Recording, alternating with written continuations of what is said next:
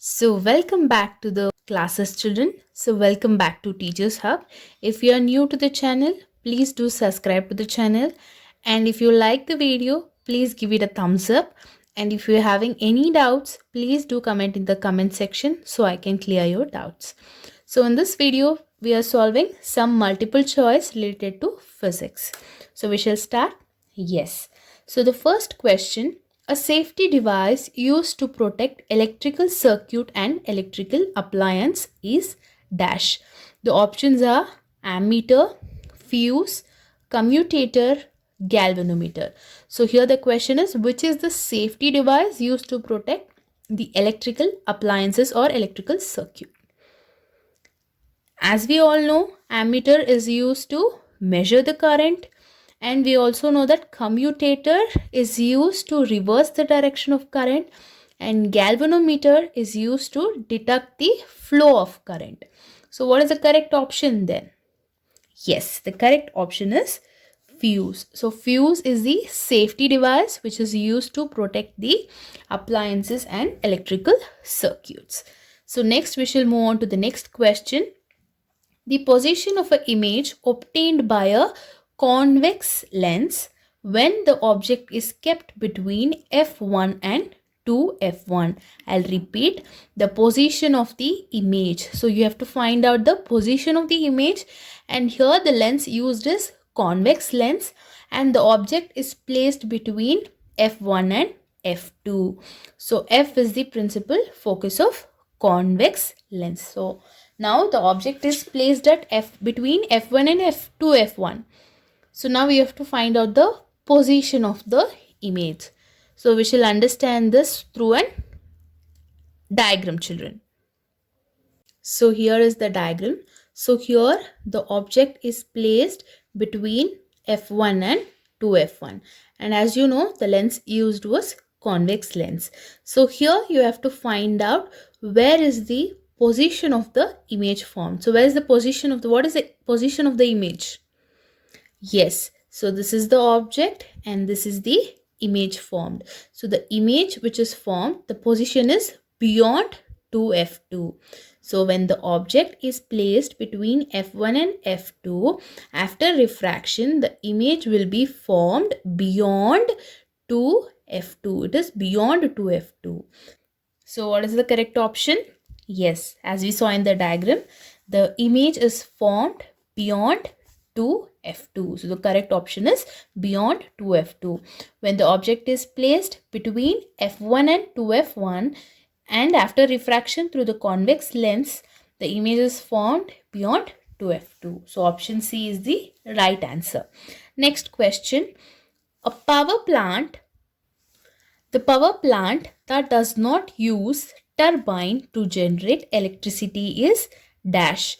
So the options are solar power plant, nuclear power plant, hydroelectric power plant, and thermal power plant. So now here the question is, in which of these power plants turbine is not used?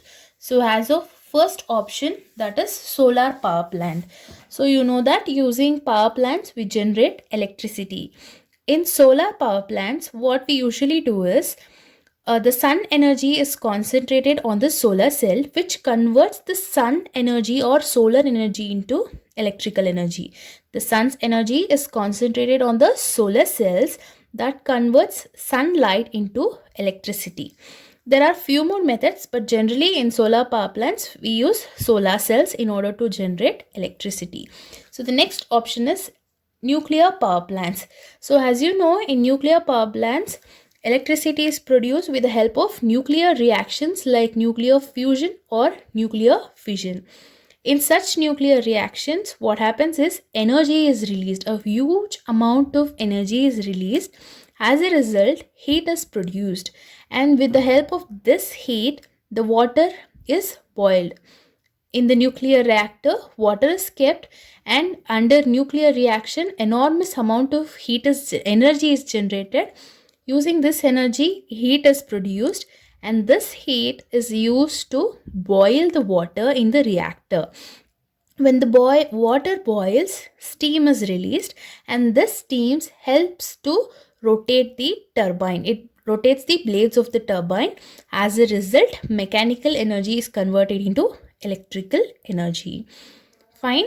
Yes. So here we are in nuclear power plant. We are using turbines. So next option is hydroelectric power plants. So what happens in hydroelectric power plants? Yes, the water is stored in dams, and the energy which is possessed by that water is potential energy. And when the dam water or the stored dam water is released, the potential energy drives the turbine, so it rotates the turbine. As a result, electricity is produced. So water is stored in dams which possess potential energy, then it drives the turbine, it drives the blades of the turbines to rotate. As a result, electricity is produced. So we came to know that in hydroelectric power plants also we make use of turbines. Then the fourth option was thermal power plants. So in order to produce electricity using thermal power plants, what we do is we make use of fossil fuels like coal, where we burn the fossil fuels. As a result, heat is released, and the water which is there in the reactor get boils, and the steam is released, and that steam is helped to rotate the turbines. So there also we are using turbines. So now tell me, in which of these cases, in which of these power plants we are not using turbines? Yes, solar power plant. In solar power plant, we are not using turbine. In most cases, we are not using turbine in solar power plants. But in few cases, in solar power plants, we make use of turbines. That is exceptional. So, in common, we are not making use of turbines in solar power plants. So, the correct option is solar power plant. Next question. An electric lamp whose resistance is 20 ohms and the conductor of 4 ohms resistance are connected in series to a 6 volts battery as shown. Then the total current flowing through the circuit is dash. So options 36 amps, 0.6 amps, 4 amps, 0.25 amps. So here is the circuit. They are telling that an electrical lamp of resistance 20 ohms and a resistor of resistance 4 ohms are connected in series. So these two are connected in series, and they are connected to a battery which is of 6 volts. So now the question is, you have to find out the current, the total current flowing in the circuit. So what has to be done now? Yes, we have to find out the total current. So first I'll write out the given data. So now I'll take this as R1. I'll take the resistance of bulb as R2. So since they are connected in series, we'll apply the series formula, that is Rs is equals to R1 plus R2. So the value of R1 is 4 ohms plus the value of R2 is 20 ohms. So what is 4 plus 20? That is 24 ohms. So now the equivalent resistance is 24 ohms. So what else is given? They have given the value of the battery. So voltage is 6 volts. Using these values, we can find out the total current. So now we have to find out current, that is I. So by Ohm's law, we know that I is equals to, yes, V by R. So we'll be using this formula in order to find out the total current flowing in the circuit. So now I is equals to V by R. So I is equals to, the value of V is 6 volts and the resistance, the equivalent resistance is 24 ohms. So now 2 3s are 6, 2 1s are 2 2s are. So 3 by 12.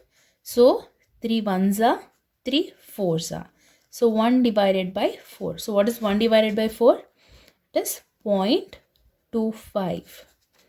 Since we are writing current, so the SI unit of current is amps. So when you divide 6 by 24, you will get 0.25 as the answer. So the correct option is 0.25. So answer is 0.25. The total current which is flowing in this circuit is 0.25 amps. Yes, so next we shall move on to the fifth question, that is, in Fleming's right hand rule, middle finger indicates the direction of dash. Options are electric current induced in a conductor, option B, movement of a conductor, option C, magnetic field, and option D, electric current. So here we are talking about Fleming's right hand rule.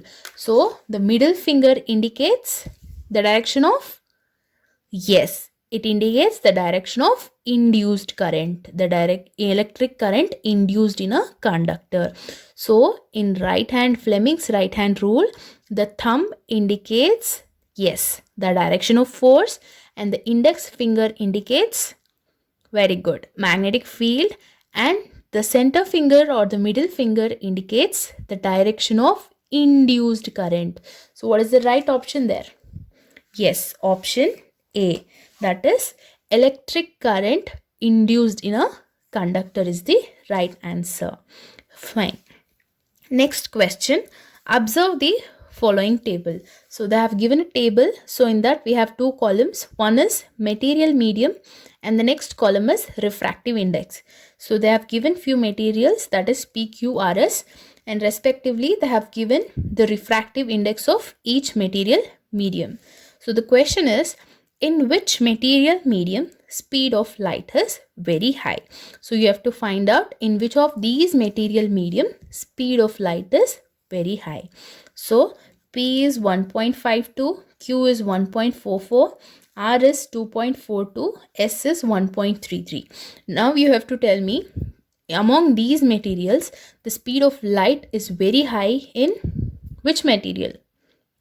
Yes, the speed of light is very high in the material S, because when you see the value of refractive index among these four materials, 1.33 is very less when compared to these values. When you see the refractive index values, 1.33 is less than these three values. So as you know, if the refractive index is less, the object is optically rarer. When the refractive index is less, the object or the material medium is optically rarer. So in rarer medium, light will travel faster. So if you compare these four values of refractive index, 1.33 is very less. So it is rarer, it is optically rarer. In optically rarer medium, the speed of light is very high. So the material is S, because the refractive index is very less. So the speed of light is too high, it is high. So the option is option B, that is material medium S. Next question, a rectangular coil of a copper wire is rotated in a magnetic field. The direction of induced current changes once in each dash. So whether we are talking about motor or generator? Yes, we are talking about generator. When you see the induced current is, you will find the induced current in generator. So the rectangular coil of a copper wire is rotated in a magnetic field. The direction of induced current changes once in each dash. 2 revolutions, 1 revolution, half revolution, 1/4 revolution. So the direction of induced current in a generator changes in, yes, the correct option is half revolution. So the rectangular coil, when it is rotated in a magnetic field, the direction of induced current changes once in every half revolution. So option C is the right answer. Okay, so next we shall move on to the next question, that is, a major component of a biogas is dash. Options are ethane, methane, butane, and propane. So as you all know, in biogas we can find, yes, we can find methane, also we can find out carbon dioxide, and also nitrogen is present, hydrogen is present, and even oxygen is also present. So in biogas, around 50% to 70% of methane is present, and the amount of carbon dioxide is around 25% to 50%. Nitrogen ranges from 0% to 10%, and hydrogen varies from 0 to 1%, and oxygen is around 2%. So here the question is, the major component of biogas is dash. So as you can clearly see that the methane is around 50% to 70%. So it is around 50% to 70%. So the major component of biogas is methane. So the correct option is option B, that is methane. So it is around 50% to 70%. Clear? Yes. Next question. One of the property of a concave lens is dash. Option A, diverges the light ray. Option B, forms real and inverted image. Option C is thinner at the edges and thicker at the middle. Option D, converges the light ray. What is the correct property of concave lens? Yes, option A. So concave lens is also called as diverging lens, and convex lens is called as converging lens. So as I told you, concave lens is called as converging lens because concave lens is called as diverging lens because it diverges the light ray. Concave lens is called as diverging lens because it diverges the light rays. So the correct property is it diverges the light rays. So whether it forms real and inverted image? No. Concave lens forms virtual and erect image. So whether it is thinner at the edges and thicker at the middle? No, it is opposite. It is thinner at the center and thicker at the edges. And whether it converges the light ray? No, it diverges the light ray. So the correct option is diverges the light ray. So concave lens property, one property is it diverges the light ray. Fine. So next question, 220 volts generator and an electric bulb is connected. If the current flowing in a bulb is 0.5 amps, the power of the bulb is dash. Options are given: 44 watts, 1100 watts, 110 watts, 220 watts. So here the generator, 220 volts generator and the electric bulbs are connected. If the current flowing in the bulb is 0.5 amps, what is the power of the bulb? So now we shall calculate. So voltage is given, that is 220 volts. Then the current is given 0.5 amps. So we have to find out the power. So P is equal to question mark. So here V is given, I is given. We have to find out the power, that is P. So which formula will be using? Yes, P is equals to VI. So we'll be using this formula. So P will be equal to 220 because V is 220 into I is 0.5. So now if I calculate 220 into 0.5, so 5 zeros are 0, 5 2s are 10, so 5 2s are 10, 11, so 0 0 0 0, so 0 0 1 1, so we got 110. So power will be equal to 110. So what will be the unit? Watt. Yes. So power is 110 watts. So the correct option is option C. So we have used P into VI. Next question. A function of an ammeter in an electric circuit is dash. So what is a function of ammeter? Yes, ammeter is used to measure the current. So option R, which is the correct option? Yes, the correct option is option B, measure the rate of current. So ammeter is used to measure the current. So the correct option is measure the rate of electric current. So which device is used to reverse the direction of current? Yes, commutator is used to reverse the direction of current. Which device is used to protect electrical appliances? Yes, fuse is used. Which device is used to measure the potential difference? Yes, voltmeter is used. Right. So here the question was, ammeter is used to measure the rate of electric current. Right. Next question. As the electric resistivity of a substance increases,